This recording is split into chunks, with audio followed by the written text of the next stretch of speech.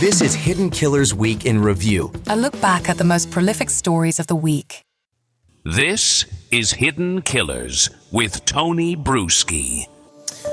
The bridge guy, that's been a big piece of the Delphi murder case against Richard Allen from the beginning, despite it doesn't really look like Richard Allen at all. But it's been presented in a very ominous way all of this time, in a way where we hear and see on the screen this bridge guy ominously saying, "Down the hill," while he is behind the girls on the bridge. The reality is that never happened. He didn't say that ominously behind the girls as he was walking along the bridge. No, he actually said it in passing as the girls had already talked about wanting to go down the hill. This is a crazy, crazy video now. We've seen it in its entirety. I know you saw it in court, Bob. They played the whole thing, correct, in court? They did. Okay, so that at least was there. But leading up to this, all we saw was this 6-second edited version that was played over and over and over. And they said, this is the bridge guy's the killer. I got questions about how we even came to that conclusion, too. Before we dive into it, let's play the bridge guy video in its entirety, and then we will discuss. We're going to put it down over here to a full screen, and let's watch it. Here we go. And listen.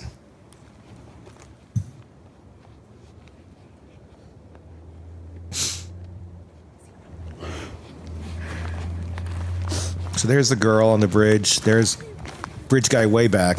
See, this is the path that we go down.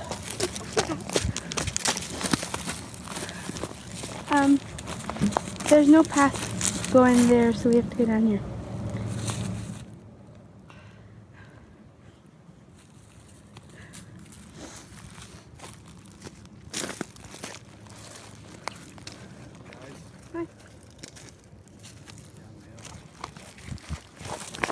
Let me break that down a little bit in case it was hard to hear. There's no path going there, so we have to go down here. The first person to say they want to go down the hill is the girls. It is not Bridge Guy. Bridge Guy is not like pressuring them to go down the hill. He's not like chasing them or stalking them. He looks like he's just a guy off walking on a day when there's probably a lot of people out there walking because it was a warm, late winter day. And then you hear him pass them, and he does a friendly, "Hey." And they're looking down the hill, and he goes, "Yeah, down the hill." Which I think I would do too. If you're walking out in the woods and there's two girls looking confused as to where the path goes and they're pointing and looking around and you know where the trail is, yeah, down the hill. There it is. And you keep going your merry way.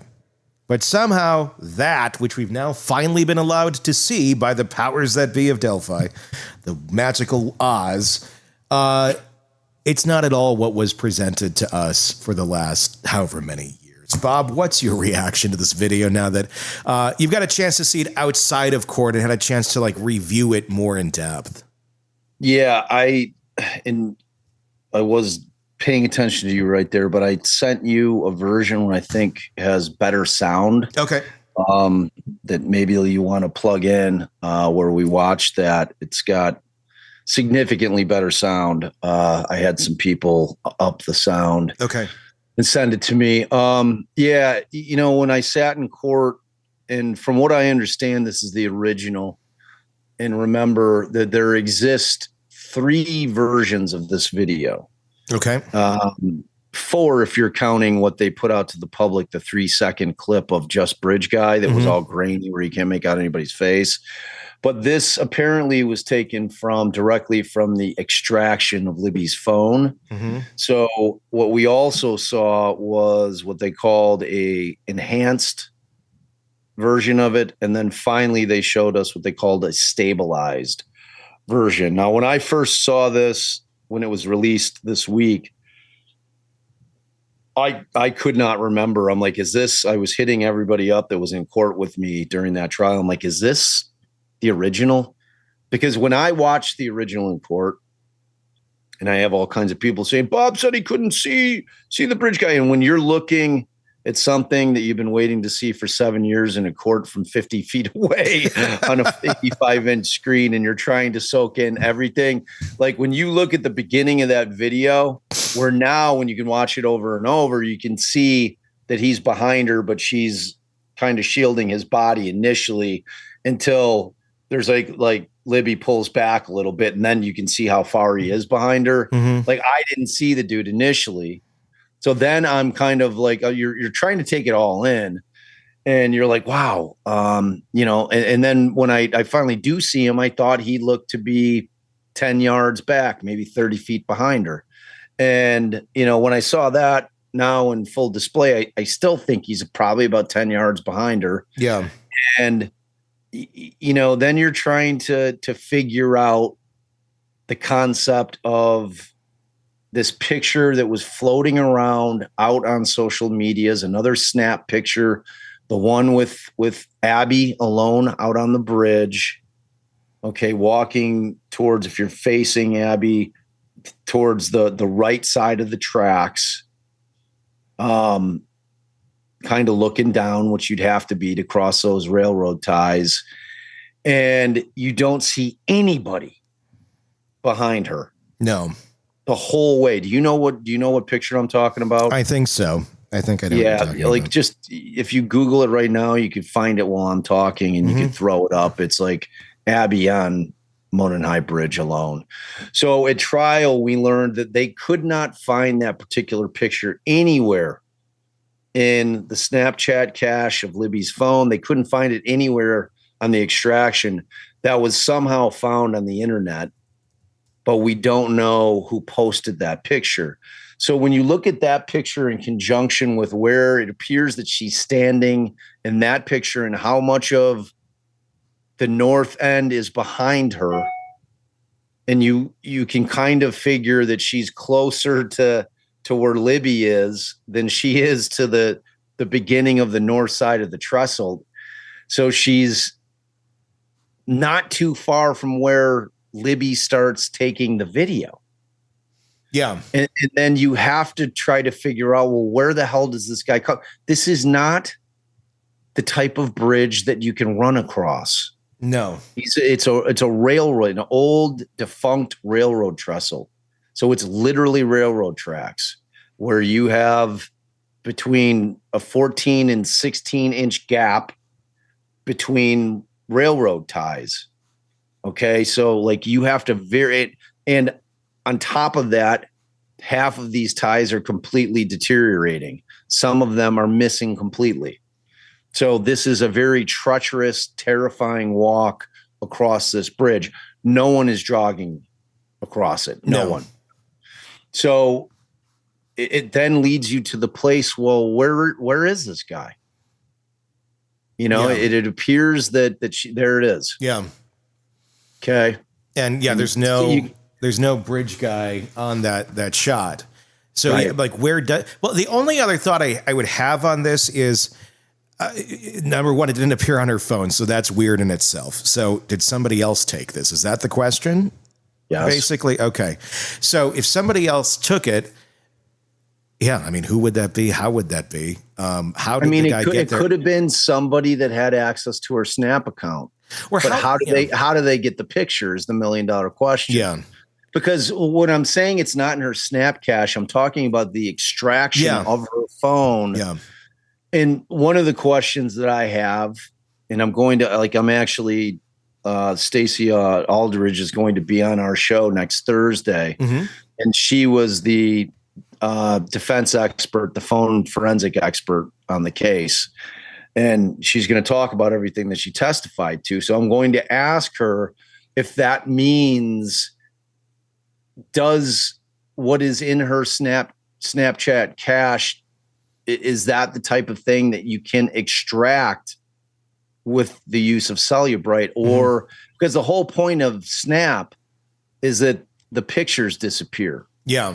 Whatever you're sending disappears unless you have it in the setting that it doesn't. And it also gives people the opportunity when you put it out there that they can grab a screen grab of it, and they can save it down to their photos. Yeah. So, but my question is if this was taken with Libby's snap, would Cellubrite be able to extract it even if it had disappeared through the Snapchat application? You understand what I'm saying? Timestamp would be important on this too, like an authentic timestamp from the original. Any kind of metadata, 100%. Yeah, because this it could be easily explained that they were playing on the bridge for a while. Bridge guy just hasn't gotten there yet, and they were hanging out there for a little while, and then eventually that other guy is coming this way, and they decide to start moving forward because they see somebody coming, that's going to eventually pass them on the bridge. I don't think I'd really want to be next to anybody on that bridge that's going to pass me, so you're going to kind of keep moving. So in here, if you're looking behind Abby and you look to the right side of the rail, you can see one of the two platforms. Yeah. Okay. Go back there. See that thing that's sticking out? Yep. Right where your little cursor is. Yep. That is one of the platforms.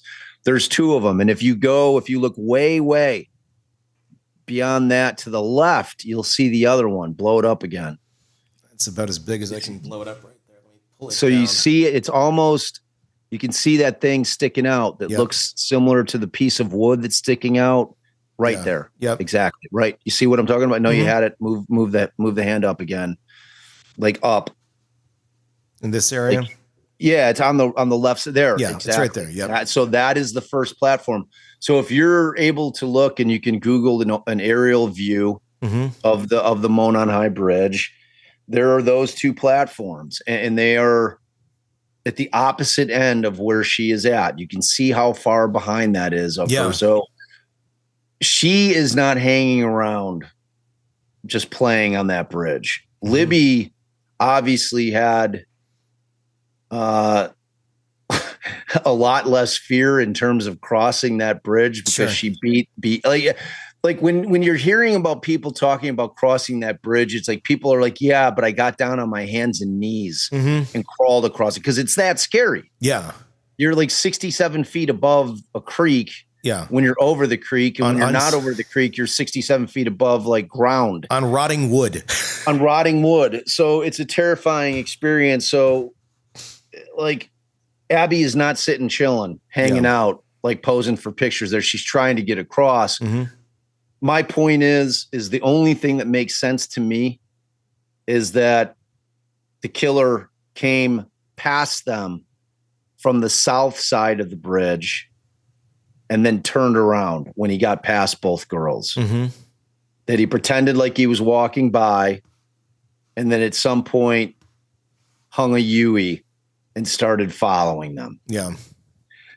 And because it doesn't make any sense other way to it just doesn't add up. And if that's the case, I mean, to me, that's pretty exculpatory as to Richard Allen. Because he was not coming from that side of the bridge. Like that side of the bridge, where you'd park to get there is a long distance away from where Allen said he parked and from where the police are saying that he parked, which was the old CPS parking lot. Yeah. So like this is at the opposite end of that. Okay. So it doesn't really work for me in terms of it being Allen if they're going to stick with, well, this is where he parked and, that's where he was waiting. And then he's following him down the bridge. Because where is he in the other picture? That other picture tells the tale. Because what I'm saying is that the amount of time that it would have taken Abby to get to where we see her jog past Libby, because at that point she's clearly over where there's peril. Yeah. Like, because this track runs, it continues to run just normal tracks once you finish crossing the trestle itself. Yeah. You know what I'm saying? So, and then as soon as she got like right to the end of it, like anybody, when you're doing something like pretty scary and you kind of get to the very end of it, you kind of like rush your way through it and get to safety, right? I mean, that's a normal thing to do, which is exactly what she did. Yep. And, so we know that she's pretty close to that end, and there's just not enough time for that guy to make up all that space, all that distance in the time that it would have taken her from where the picture that you just showed to where she gets to safety to where Libby's filming. So, I mean, for me, it just raises a ton of questions. Obviously, everybody on there, that's watching this thing is trying to figure out exactly what's said. You've got that confirmation bias thing where people have said, oh, yeah, oh, that's a gun. But then, like I'm hearing people, I asked like Grok, I'm like, Grok, pretend like you're a court reporter and you're watching this video and can you give me a transcript of what's being said? And Grok's like, I cannot do that. I don't know. I am just a robot. I can read what the transcript, and it's like, so, there's going to be people that are going to be trying to break down exactly what is said, because there's, and the way I don't, do you hear a gun being racked? No. See if you can put up, like, I got the video yours. I got yours. Let's take a look at it. Throw it up there. Let's see. I think the sound's significantly better. Here we go.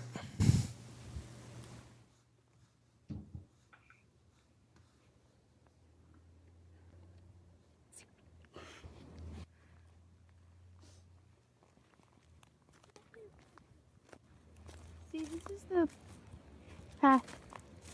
The other house.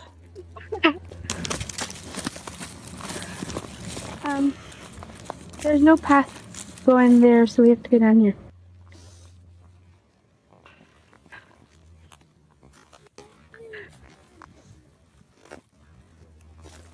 See, this is the Guys. path. The other house.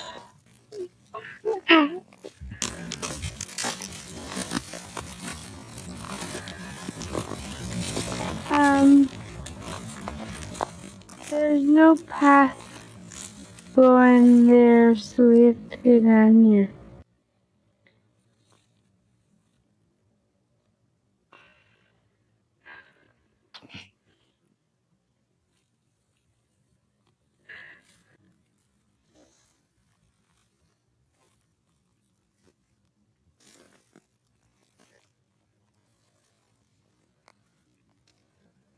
Guys. Bye.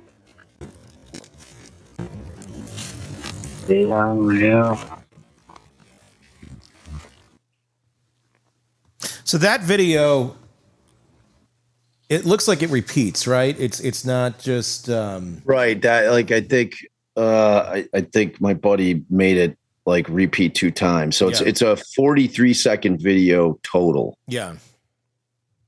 And like I don't hear a gun rack at all. No. But in that particular video, I've got another one that I'm going to send you to that you can check out when we're done. All but in that one, you can hear the rocks crunching. Yeah. Under her feet a lot more. And, there's this point in time where he asks a question, or she's saying she talks about the path 2 times.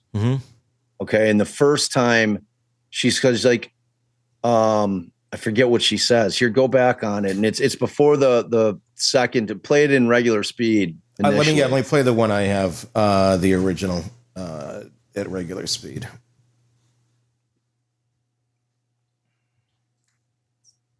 It is right here. All right, let's take a look.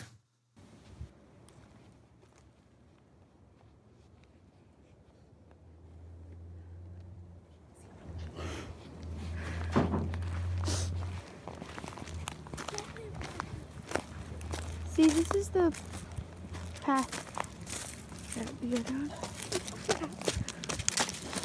See, I'm not hearing the rocks crunching on yours either. I am. Oh, you are? Yeah.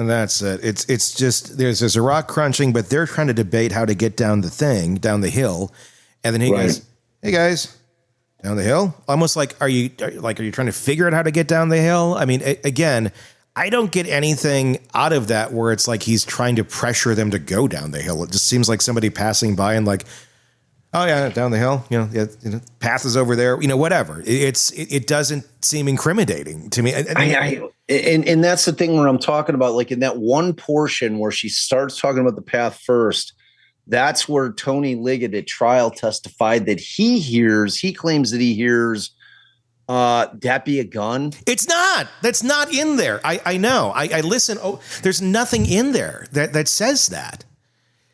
Right. And what I've heard is when she'll say something about the path and there's a pause. And then the question is that Abby who says something, or is that Libby finishing what she's saying? Yeah. And then she talks about the path again.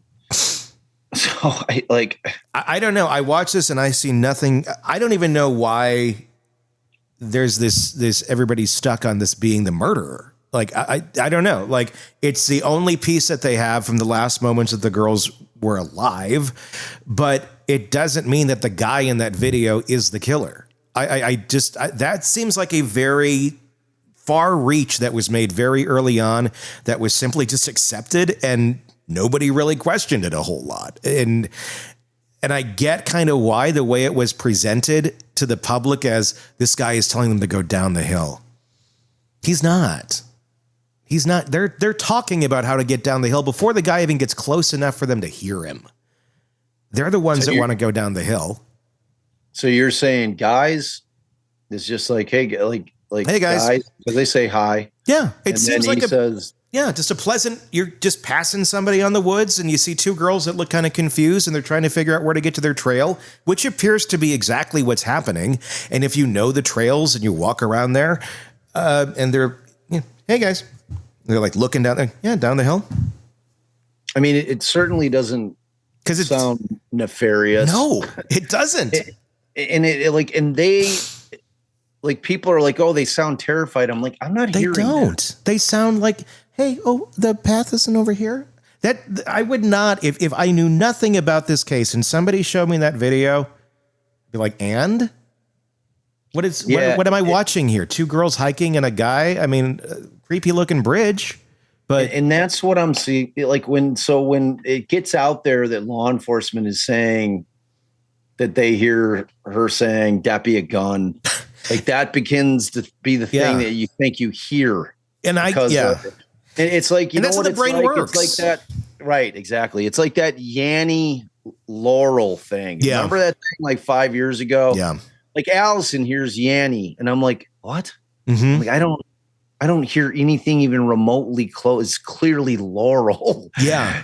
But it's just like, I don't know, man. It's how our brains work. It's out. Yeah. Now that it's out, there's going to be people that know a hell of a lot more about, audio files. They're going to be working to clean that up as much as humanly possible, doing the work that should have been done on this audio by law enforcement over the past 7 years. I'm going to play with it too. I haven't had a chance to do it yet, but we're going to put it into Audition and really try and massage this thing down.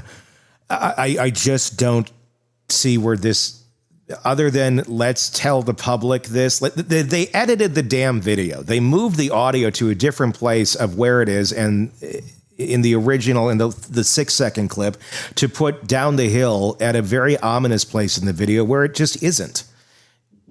That to me is like, why are you doing that? If you're going to release just the little clip of the guy, then just release a little clip of the guy. If you want the part where you hear him saying something, then release the whole damn thing. But then you'd also have to contextually take out the two girls not sounding remotely worried or scared, and them actually being the first ones who are trying to figure out how to get down the hill before the guy even says anything.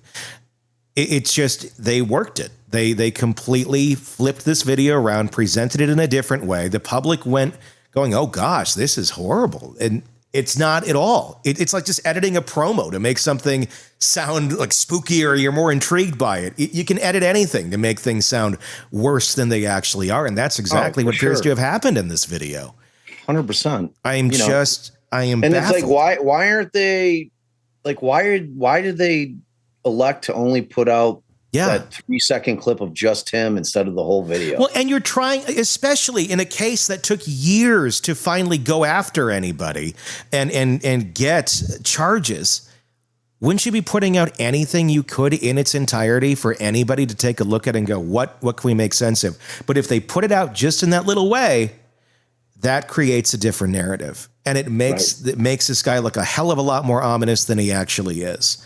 And again, the guy looks like Ron Logan. If you compare the gait and everything to him, he doesn't appear to be Richard Allen at all, as from what you can tell. And again, you can't completely say it's Ron Logan, but we've shown the graphics before side by side, and they're pretty compelling. I just don't.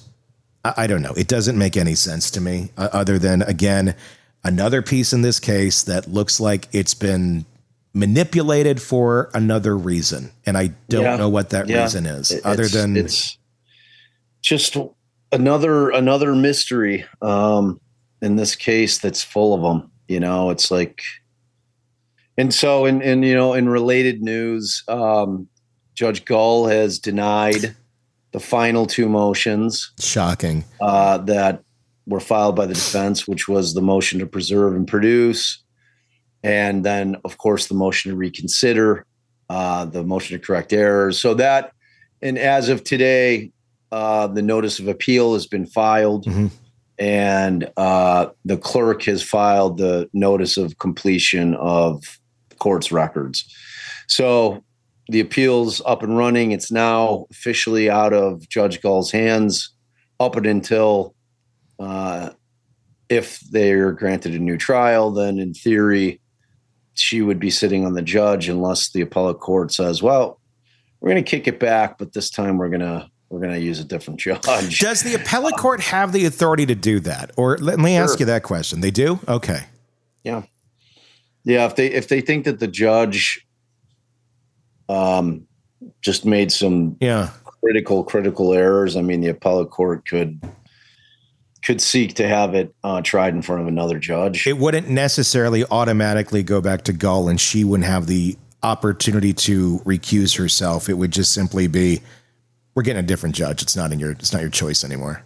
Well, if the opinion is silent as to like her trying it or her overseeing it again, then she's the judge. Yeah. And then it's going to be up to her as to whether or not she's going to do it again. Sure. Time window and something like this, now that that's been filed, where does that go? Well, the next step is the brief. Allen's brief has to be prepared. They have to get the full record, meaning all the exhibits put together, which I'm sure they're working furiously on right now. Mm-hmm. And once that is done, and I'm sure that appellate counsel is already working on their brief. They're working on identifying all the issues. They do that by going through the transcripts of all the hearings and the trial. They identify the issues that they think exist. They put together their brief. That will probably take a few months, 3, 4, 5 months. There are deadlines, but they usually can get extensions. Once they get it done, the response brief is due. And then after that, there may be a reply brief. But then once the court is fully briefed, then they start reading through it. And they'll decide if they want oral arguments or not. And if they do, there'll be a date set for oral arguments. I've heard that in Indiana, like the range is anywhere from 12 to 18 months. So hopefully he stays alive in jail or in prison for at least 12 to 18 months. That's the key. Yeah. That's the key. That's because the appeal goes away if he dies. Right? Yeah. Yep. So messed up. So messed up. If you were listening to this and you want to see the video itself, you can check out our YouTube channel, Hidden Killers with Tony Brueski, and watch everything that we were talking about. And be sure to hit subscribe there or wherever you're listening right now so you don't miss any of the updates on this case, because it's not going away anytime soon. Craving non-stop true crime updates? Press subscribe now and get the latest cases, analysis, and expert commentary delivered straight to your feed, only from the Hidden Killers podcast and True Crime Today.